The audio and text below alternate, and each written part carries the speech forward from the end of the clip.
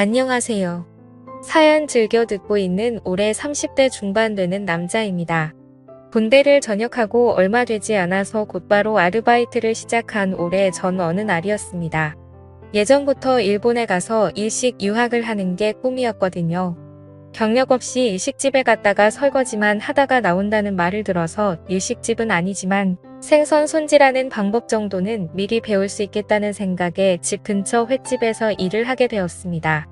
물론 알바를 시작하자마자 생선 손질을 맡기진 않았겠죠. 배우고 싶으면 어깨너머로 배우라고 하시곤 초보자니까 처음에는 이런저런 자비를 하게 되었습니다. 면접을 볼 때 사장이 아니고 실장님한테 봤는데 일을 시작한 지 몇 주 차가 됐는데도 사장님을 한 번도 본 적이 없어서 궁금해하다가 실장님에게 물어봤습니다. 실장님이 말해주길 사장님은 아침에만 잠깐 들르신다고 하고는 말을 아끼시길래 그래도 일을 시작한 직원인데 사장님께 한 번이라도 인사는 해야 하지 않나 싶어서 그날은 아침 일찍 일어나 오픈 준비가 한참인 가게 안으로 들어갔습니다. 문을 열고 들어가니 이모들과 앉아서 수다를 떨고 있는 사장님을 처음 봤는데 사장님이라고 부르기엔 너무나도 젊고 예쁜 사람이 앉아있길래 당황해서 인사도 똑바로 못하고 조금 버벅이고 말았습니다.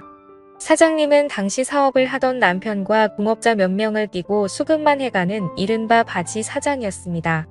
사장님은 저를 보더니 어머나 이 젊은 오빠는 누구야? 라고 반응하며 저를 흘끗흘끗 위아래로 훑어보더라고요. 제 긴장을 풀어주려고 장난을 치는 줄 알았는데 지금 생각해보니 사장님이 저를 처음 봤을 때부터 관심이 있지 않았는가 싶네요.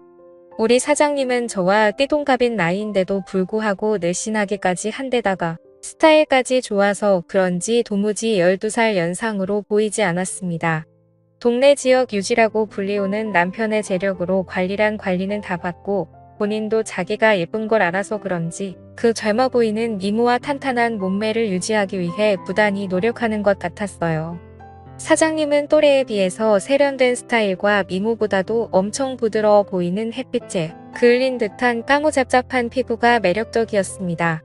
자연스럽게 타서 원래 까무잡잡하신가 보다 했는데 유난히 하얀 손등에 골프를 자주 치러 나가서 그런 걸 짐작할 수 있겠더라고요. 그리고 보니 따끔씩 아침에 가게를 들렀다가 골프를 치러 바로 가시는지 골프 치마를 입고 오실 때가 있었는데 무릎 부위가 훤히 드러낸 모습으로 의자에 앉아 계시면 바닥 청소를 하는 척 몇 번씩 고개를 돌려 쳐다봤던 적도 있었습니다. 사장님은 키도 커서 각선미가 보통이 아니었어요. 사장님께 처음 인사를 드린 그날 사장님이 저에게 약간 관심을 보였잖아요. 인사를 드리고 그날 저녁에 출근했는데 그날은 처음으로 사장님이 가게에 출근하시더군요. 왠지 모르게 그때부터 매일매일은 아니지만 이따금씩 저녁까지 있다가 가셨어요. 오시면 딱히 하는 건 없고 괜히 방해만 되기도 했습니다. 그러다가도 손님이 없으면 꼭 일하고 있는 저를 불러다가 어깨 좀 주물러 봐라 이런 쓸데없는 부탁 같은 걸 했어요. 물론 사장님의 어깨를 주무르는 건 좋았습니다. 뭉친 어깨를 지그시 누를 때 사모님 입에서 이상한 소리를 내셨는데 그 소리가 엄청나서 괜히 몸과 마음 한 구석이 뜨거워질 때가 있었습니다. 사모님도 약간 그런 저의 반응을 즐기는 듯 했어요. 사장님이 저에게 미묘한 신호를 보내고 있다는 걸 그날 눈치채게 되었습니다. 잠깐 바쁜 시간이 끝나고 뒷문으로 나와 담배에 막불을 붙이고 한 모금 지피 빨고 있는데 사장님이 따라 나오셨습니다. 깜짝 놀라서 피던 담배를 벽에다가 비벼서 불을 껐는데 사장님이 자기도 담배 한 대만 달라고 하더라고요. 마침 지금 이게 마지막 한 대라고 이거 말고는 없다고 하니 제 코앞까지 다가와 그거라도 줘보라면서 제가 피던 담배를 빼서 피셨어요. 담배를 한 3모금 정도 피우다가 저에게 다시 건네주는데 새빨간 립스틱이 잔뜩 묻어있는 담배를 다시 받으니 기분이 조금 묘하더라고요. 넘겨준 걸 다시 태우고 있는데 사장님이 저에게 립스틱 맛이 어때? 라고 직구로 농담을 했습니다. 순간 당황해서 연기를 목으로 넘기지 못해 콜록대고 있는데 사장님이 소리내며 웃으며 그래도 가게에 젊은 남자가 오니까 참 좋다 이렇게 말하고는 휙 들어갔습니다. 사장님의 맛이라니 괜히 그날은 부끄러운 마음에 잠도 제대로 이루지 못했어요.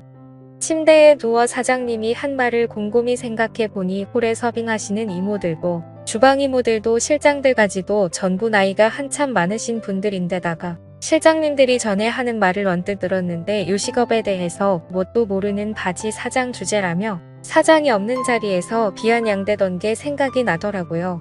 실장들 곤주 부리는 거에 지쳐서 아르바이트생인 저를 보고 참 좋다고 하는 말이 한편으로는 약간 안쓰러웠습니다. 그렇다고 사장의 미모 때문에 저에게 일을 가르쳐줄 실장님들을 무시할 수는 없었죠.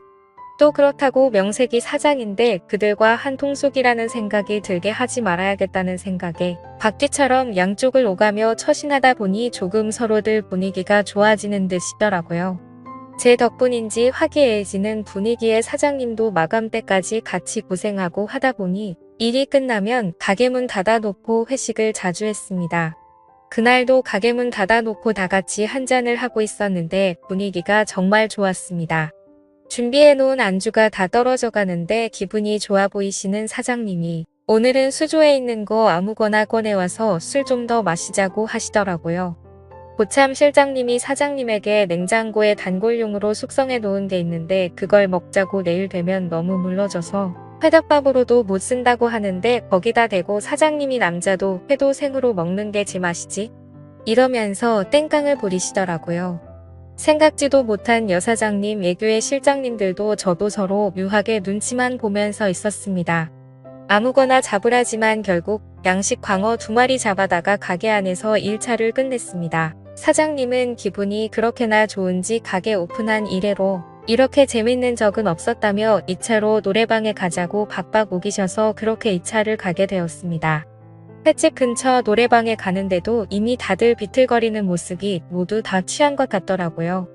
다들 취기가 잔뜩 올랐는데도 노래방에서 엄청나게 부어라 마셔라 하고 있었습니다.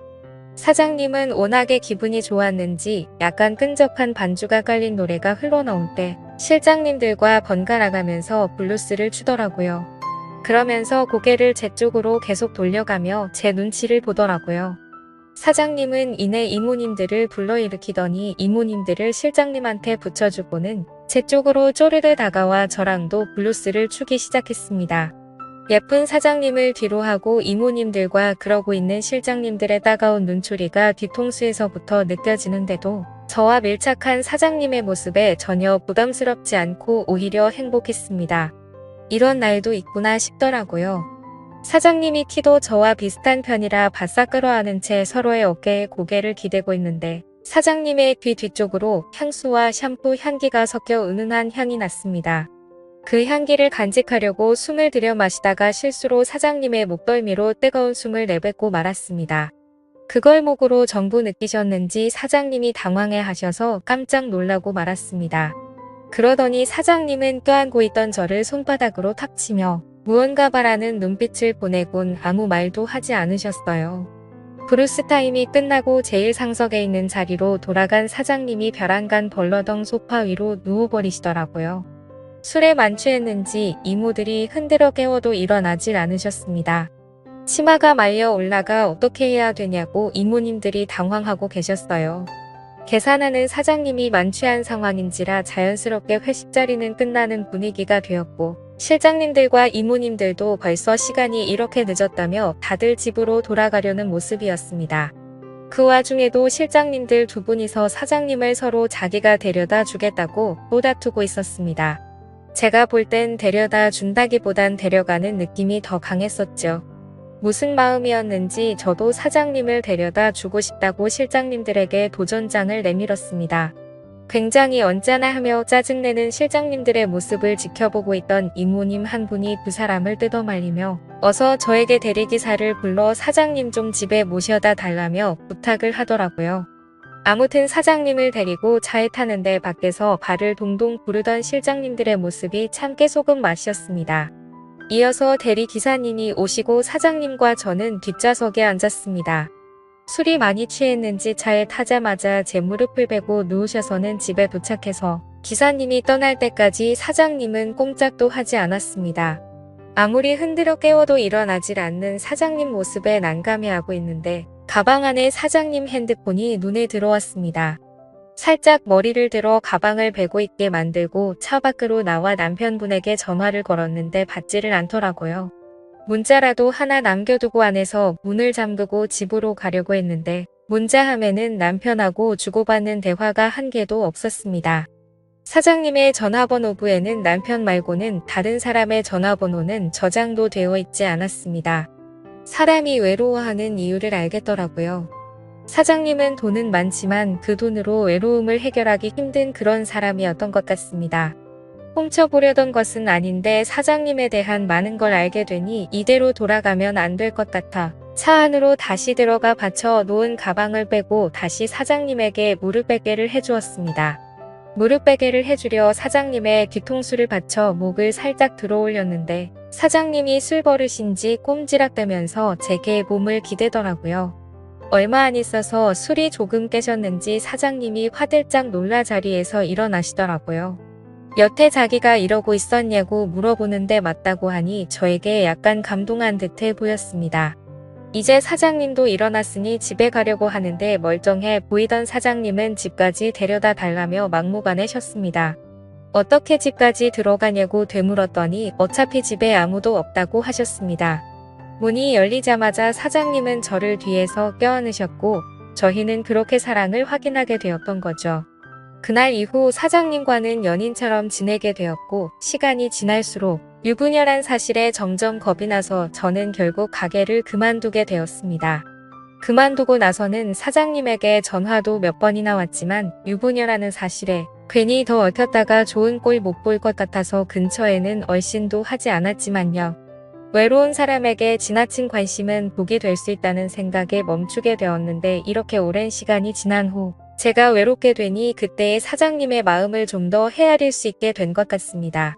지루한 이야기 끝까지 들어주셔서 감사합니다.